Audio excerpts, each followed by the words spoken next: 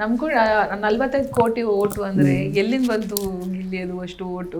ಅದು ನಾನು ಇನ್ನೂ ಜೀರ್ಣ ಮಾಡ್ಕೋಕೆ ಆಯ್ತಲ್ಲ ಮೇಡಮ್. 45 ಕೋಟಿ ಓಟು ಅದನ್ನ ಒಬ್ರು CM ಸರ್ ಅದನ್ನ ಹೇಳ್ತಾರೆ ಅಂದ್ರೆ ಪಾಪ್ಯುಲಾರಿಟಿ ಈ ಸತಿ ತುಂಬಾ ಚೆನ್ನಾಗಿದೆ. ಅಯ್ಯೋ ನಾನು ಅದೇ ಹೇಳ್ತೀನಿ ಮೇಡಮ್, ಅದ್ರ ಬಗ್ಗೆ ನನಗೆ 0% ನಾಲೆಡ್ಜು ಇಲ್ಲ. ಆಮೇಲೆ ಈಗಲೇ ಹೇಳ್ತವ್ರೆ ಈ ಪಕ್ಷಕ್ಕೆ ಹೋಯ್ತಾರೆ ಗಿಲ್ಲಿ. ಮೊನ್ನೆ ಇದ್ರಲ್ಲಿ ಯಾವ್ದು ನೋಡಿದೆ, ಯಾವ್ದೋ MLA ಮಗಳು ಮದುವೆ, MLA ಅಳಿ ಆಯ್ತವ್ರೆ. ನನಗೆ ಅದನ್ನೆಲ್ಲ ನೋಡ್ಬಿಟ್ಟು ನಾನು ಸತ್ಯವಲ್ಲ ಅದ್ರ ಬಗ್ಗೆ ನಾಲೆಡ್ಜೇ ಇಲ್ಲ ನನಗೆ. ಹೋಯ್ತೀನಿ ಅದೆಲ್ಲ ಸುಳ್ಳು ಮೇಡಮ್, ಸತ್ಯವಾಗ್ಲು ಯಾವುದು ಸತ್ಯ ಇಲ್ಲ. ಅದು ನನಗೆ ಈಗ ಅದನ್ನೆಲ್ಲ ನೋಡಿದಾಗ ಭಯನೂ ಸ್ಟಾರ್ಟ್ ಆಗ್ಬಿಡ್ತದೆ ಒಂದೊಂದ್ಸತಿ, ಏನಪ್ಪ ಈ ಥರ ಎಲ್ಲ ಹಿಂಗೆ ಅಂತ.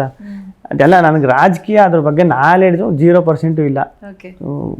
ಸುಮ್ಮನೆ ಹೋಗ್ಬಿಟ್ಟು ಮದುವೆ ಆಗುವಂತ ಹುಡುಗಿ ಹೇಗಿರ್ಬೇಕು ಗಿಲ್ಲಿ? ಅದೇ ಹುಡುಗಿ ನಾನು ಎಲ್ಲ ಸತಿ ಹುಡುಗಿ ಹೆಂಗಿರ್ಬೇಕು, ಅದು ಕೂಡ ಮನ್ಸು ಮಕ ಎರಡು ಚೆನ್ನಾಗಿರ್ಬೇಕು ಅಷ್ಟೇ. ಮುಖ ಅಷ್ಟೇ. ಈಗ ಕಾವ್ಯ ಜೊತೆ ಇಲ್ಲಿ ಅಲ್ಲಿ ಒಬ್ಬೊಬ್ರಿಗೂ ಮನಸ್ತಾಪ ಬಂದಿದೆ, ಒಂದ್ಸತಿ ಚೆನ್ನಾಗಿದ್ದವ್ರು ಇನ್ನೊಂದ್ಸತಿ ಬೈಕೊಳ್ಳೋದು, ಜಗಳಾಡ್ಕೊಳ್ಳೋದು. ಬಟ್ ನಿಮ್ಮಿಬ್ಬರಲ್ಲಿ ಅದಕ್ಕೆ ಕಾಣ್ಲೇ ಇಲ್ಲ. ಅದು ಆ ಒಂದ್ ಏನಿತ್ತು ನಿಲುವು, ಕೊನೆ ತನಕನೂ ನಿಂತ್ರಿ. ಅಷ್ಟು ಅಂದ್ರೆ ಬಿಗ್ ಬಾಸ್ ಮನೆನೇ ಒಂಥರ ಕಠಿಣವಾದಂತ ಮನೆ ಅದು. ಹೆಂಗೆ ಅದು ಆ ಬ್ಯಾಲೆನ್ಸ್ ಮಾಡ್ಕೊಂಡು ಬಂದ್ರಿ ಕೊನೆ ತನಕನೂ ಆಕೆ ಜೊತೆ ಸಪೋರ್ಟ್ ಮಾಡ್ಕೊಂಡು?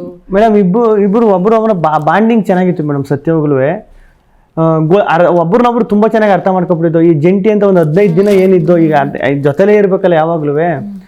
ಆಮೇಲೆ ನಾನು ಅವರು DKD ಶೋ ಮಾಡಿದ್ವು, ಅವರು ಕಂಟೆಸ್ಟೆಂಟು, ಅವ್ರು ವಿನ್ನರ್ ಆ ಶೋಲಿ ಆ್ಯಕ್ಚುಲಿ. ಅದಿದ್ದಾಗ ಅವರು ನನಗೆ ಜಾಸ್ತಿ ಟಚ್ಚೇ ಇರಲಿಲ್ಲ ಅವಾಗ. ಅವ್ರ ಫೋನ್ ನಂಬರು ಇರಲಿಲ್ಲ, ಇನ್ಸ್ಟಾಗ್ರಾಮಲ್ಲಿ ಫಾಲೋನು ಮಾಡ್ತಿರಲಿಲ್ಲ. ಶೋ ಅಂದರೆ ವಾರಕ್ಕೊಂದಿನ ಶೋ ಸ್ಟೇಜ್ ಸ್ಟೇಜ್ ರಿಹರ್ಸಲ್ಲು ಸಿಗ್ತಿರಲಿಲ್ಲ. ಅವ್ರ ಸ್ಲಾಟೇ ಬೇರೆ ಇತ್ತು, ನಮ್ಮ ಸ್ಲಾಟೇ ಬೇರೆ ಇತ್ತು. ಶೂಟ್ ದಿನ ಒಂದಿನ ಸಿಗೋರು, ಅವ್ರ ಪಾಡಿಗೆ ಅವ್ರಿರು, ನನ್ನ ಪಾಡಿಗೆ ನಾನು ಇರುವೆ ಅಷ್ಟೇ. ಒಂದು 3-4 ಸಲ ಮಾತಾಡ್ಸಿರ್ಬೋದು ಅಷ್ಟೇ ಮ್ಯಾಕ್ಸಿಮಮ್. ಅಂದರೆ ಅದು ಗೊತ್ತಿರಲಿಲ್ಲ. ಕಾವ್ಯ ಅಂತ ಗೊತ್ತಿತ್ತು, ಕಾವ್ಯ.